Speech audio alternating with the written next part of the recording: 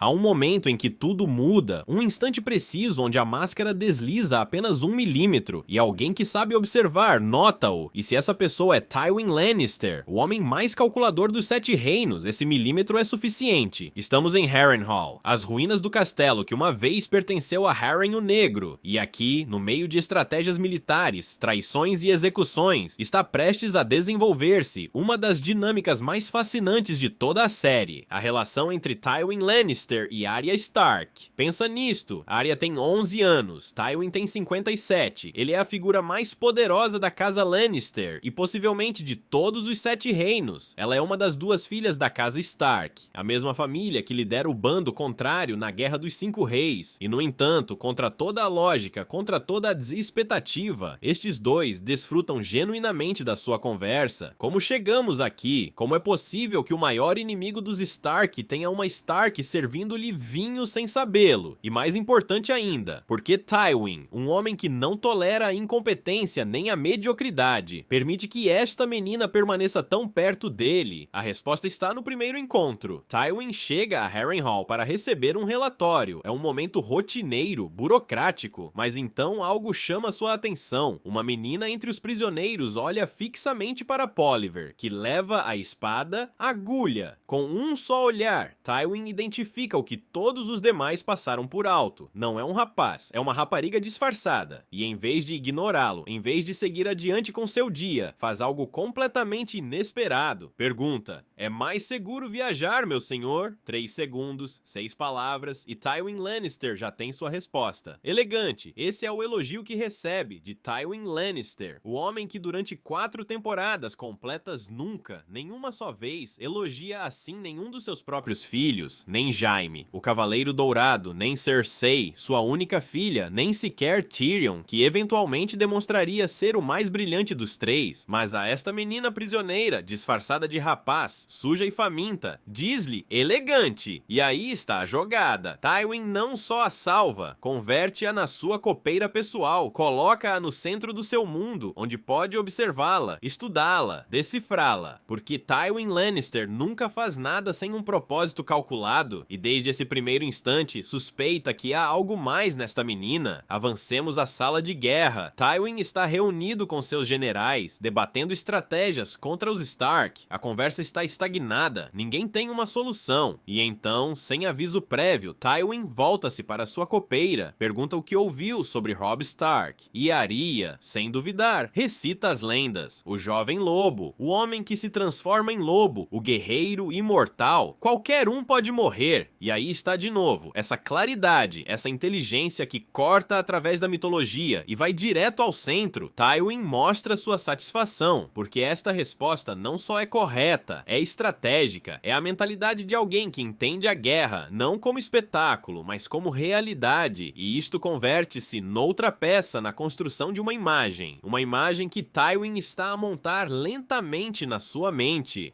Esta menina não é um servo comum. Agora chegamos ao coração de tudo. A conversa que revela mais sobre ambas as personagens que qualquer batalha ou traição. A cena começa depois de Tywin ordenar a montanha encontrar o traidor que matou um dos seus generais, um homem assassinado a pedido de Arya, embora Tywin não o saiba. Se não entendêssemos já o caráter de Tywin, poderíamos pensar que isto é espontaneidade, um momento de relaxamento onde decide ser amável com um servo, mas este é Tywin Lannister, o homem que esfolou um veado enquanto discutia estratégia com Jaime. Para ele, não há movimento que não esteja cuidadosamente calculado. Tens fome? Soa como pergunta, mas é uma ordem disfarçada de convite, e quando Arya tenta recusá-la, Tywin muda imediatamente ao modo que todos reconhecemos. Este segmento inteiro demonstra uma coisa: Tywin já tinha um plano para esta conversa. Perguntar a Arya se tinha fome era simplesmente a forma de iniciar esse plano, e o que segue é uma aula magistral de interrogatório disfarçado de conversa casual. Quando Arya se senta, Tywin oferece-lhe uma faca, observa atentamente e então solta a armadilha. Parece um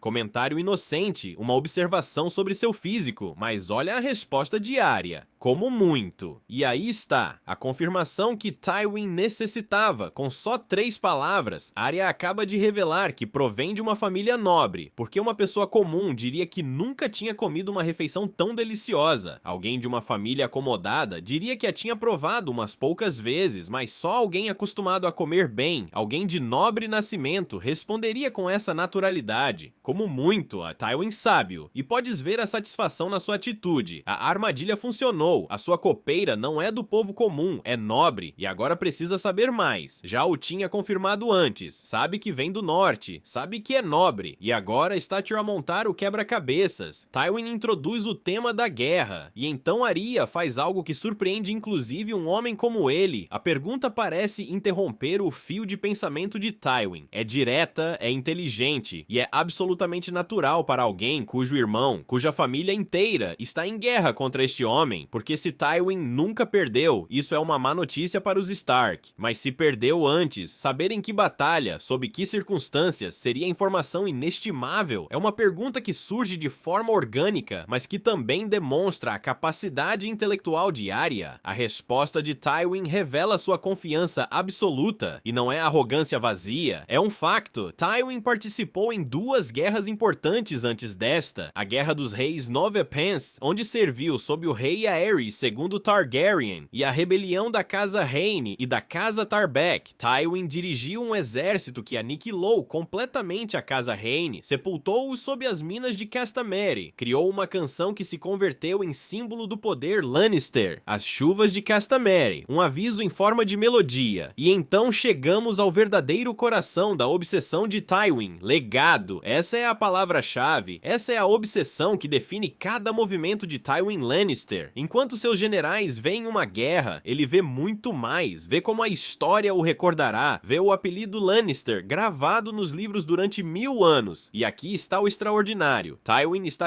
a discutir isto com um servo, com uma menina de 11 anos. É completamente inusual para alguém da sua posição. Não mostra isto aos seus filhos. Não o partilha com seus generais, mas por alguma razão, partilha-o com a Arya. Por quê? Porque ela escuta de verdade, porque não tem uma agenda própria, ou pelo menos Tywin acredita que não a tem, e porque em algum nível profundo, Tywin reconhece nela algo que nunca encontrou nos seus próprios filhos, compreensão genuína, e então Tywin faz algo revelador, fala de Harrenhal. A forma em que Tywin descreve as ruínas de Harrenhal revela um medo profundo, teme ser esquecido como Harren o Negro, teme que tudo o que construa termine como estas pedras partidas, porque quando as pessoas pensam em Harren, não lembram sua grandeza, lembram sua queda, lembram como os dragões Targaryen converteram a fortaleza mais imponente de Westeros em cinzas. Aí está, o verdadeiro objetivo de Tywin, não só quer ganhar, quer ser lembrado como Aegon Targaryen, quer que seu nome ressoe durante séculos. E tudo o que faz, cada movimento calculado, cada aliança forjada, cada inimigo destruído, é para assegurar esse legado, mas sob a superfície do legado familiar, há algo mais escuro. Tywin quer fama eterna, quer ser o protagonista da história, e para consegui-lo, está disposto a sacrificar seus próprios filhos, a usá-los como ferramentas. Cersei, Jaime, Tyrion, nenhum deles existe como pessoa independente na mente de Tywin. São peças, extensões da sua vontade, instrumentos para construir o legado Lannister, que na realidade é apenas o legado de Tywin. E então a conversa toma um rumo inesperado. Com esta declaração, Tywin demonstra algo que vimos desde a primeira cena em que apareceu, sua subtileza, quando esfolava um veado enquanto falava com Jaime, quando organizava as cadeiras para o conselho privado, quando interrogava Tyrion sobre Myrcella. Tywin observa tudo, nota cada detalhe, inclusive das pessoas menos importantes. Cersei, a única filha da casa Lannister, e a que tem a personalidade mais parecida com Tywin, ambição, crueldade, egoísmo. Cersei herdou esses traços, mas o que Tywin reconhece em Arya não é só isso, é a inteligência, a capacidade de destacar-se, de ser diferente. Tywin nunca elogia Cersei, critica-a constantemente, mas seu comentário a Arya revela o que realmente pensa, que sua filha é inteligente e especial, só que nunca lhe o dirá a ela, porque Tywin é um pai autoritário que quase nunca reconhece a capacidade dos seus filhos. Por quê? Porque porque no fundo, Tywin sempre se considera o número 1 enquanto viver. Ninguém é mais capaz que ele, nem sequer o seu próprio sangue. Tywin lembra este detalhe num episódio anterior, quando Arya lhe trouxe um livro. Tywin deu-se conta de que sabia ler. Segundo o relato de Arya, seu pai ensinou-lhe a ler. Seu pai era pedreiro e Tywin não só o lembra, menciona-o especificamente. Este detalhe não é casual. Tywin não faz nada sem propósito, presta atenção a cada aspecto da sua copeira porque suspeita que está a mentir. Neste ponto, ainda é difícil para Tywin conectar tudo. Não pode confirmar que Arya pertence à casa Stark, mas a suspeita está aí e por isso continua a preparar situações para pô-la à prova. E aqui está o momento chave. Desde o princípio da conversa, Arya só participava passivamente, respondendo quando lhe perguntavam, seguindo o ritmo de Tywin. Mas com esta frase, Arya torna-se ativa, porque Tywin esteve tão absorto falando sobre legado, sobre história, sobre seus filhos, que Arya também se submergiu, esqueceu-se por um segundo de atuar e acidentalmente revelou seu verdadeiro ser. A pergunta desafia subtilmente a confiança de Tywin. Para um homem como ele, isto é quase um insulto. Se quem o dissesse fosse um dos seus generais ou seus filhos, as consequências seriam severas, mas nesta situação, a afirmação de Arya é correta e ambos o sabem, o que torna o momento tenso e ligeiramente divertido. Tywin maneja a situação com habilidade, não a castiga, não a executa, simplesmente avisa-a e depois envia-a de volta à cozinha. Neste momento, Tywin voltou ao seu estado normal, frio, poderoso, sem permitir que ninguém questione suas ações, mas por sorte para Arya, a conversa foi suficientemente interessante para que Tywin a perdoe. Afinal, ela continua a ser apenas uma menina de 11 anos, e Tywin é o maior inimigo da sua família. Esse instinto impulsionou-a a desafiá-lo assim que teve a oportunidade, e agora chegamos ao final. Desde o princípio entendemos que esta conversa era uma prova, e esta é a conclusão. Tywin está seguro. Arya não é uma plebeia, é de nobre nascimento, e agora põe suas cartas sobre a mesa. Arya explica por que usou meu senhor em vez de meu senhor. A explicação é convincente, e a Tywin seria-lhe difícil demonstrar que mente. Mas então Arya comete um erro, diz apropriadamente, quando deveria dizer apropriado. É um detalhe gramatical mínimo, mas revela tudo, porque só alguém com educação aristocrática autocorrige a gramática dessa maneira. Alguém acostumado a falar como nobre. Tywin nota-o, claro que o nota, mas inclusive com todas suas observações, com todas as provas, com todas as cartas sobre a mesa. Não pode resolver esse último 1%, não pode estar completamente seguro, e assim termina. Depois de todas as perguntas, depois de todas as armadilhas, Tywin não pode chegar a uma conclusão definitiva. Por outro lado, Arya, com improvisação e um pouco de sorte, superou a prova do homem mais inteligente de Westeros, e a experiência que adquire aqui, servindo como copeira de Tywin, ajuda-a a amadurecer intelectualmente, ensina-lhe a ver dentro da alma das pessoas, a entender motivações, a detectar mentiras, habilidades que usará no seu caminho posterior. Assim que resumamos esta conversa, acabamos de percorrer uma das dinâmicas mais icônicas de toda a série, através das ruínas de Harrenhal, a história de Harren o Negro, a lenda de Aegon Targaryen. Tywin revelou que sob sua obsessão pelo legado familiar se esconde algo mais profundo, sua ambição de gravar seu nome na história. Esta ambição impulsionou todas suas decisões, cada aliança, cada traição, inclusive o casamento vermelho, tudo desenhado para assegurar que o nome Tywin Lannister ressoasse durante séculos, e é uma verdadeira pena despedir-se de Tywin no final da 4ª temporada, mas sua morte também é a consequência natural das decisões que tomou, porque no final, o homem que construiu tudo sobre legado familiar morreu às mãos do seu próprio filho, num banheiro, sem dignidade, sem grandeza. O legado que tanto temia perder desvaneceu-se num instante porque Tywin entendia o poder, entendia a estratégia, entendia a guerra, mas nunca entendeu as pessoas mais próximas dele, nunca viu seus filhos como humanos, só como ferramentas, e essa cegueira matou-o. Enquanto que esta menina de 11 anos, esta copeira que mentiu na sua cara, que sobreviveu às suas provas, que aprendeu observando-o, ela seguiu adiante, continuou a crescer, continuou a converter-se em algo que nem sequer Tywin pôde prever, porque no final Arya Stark não precisava de legado, não precisava de apelidos nem canções, só precisava sobreviver, e essa diferença mudou tudo.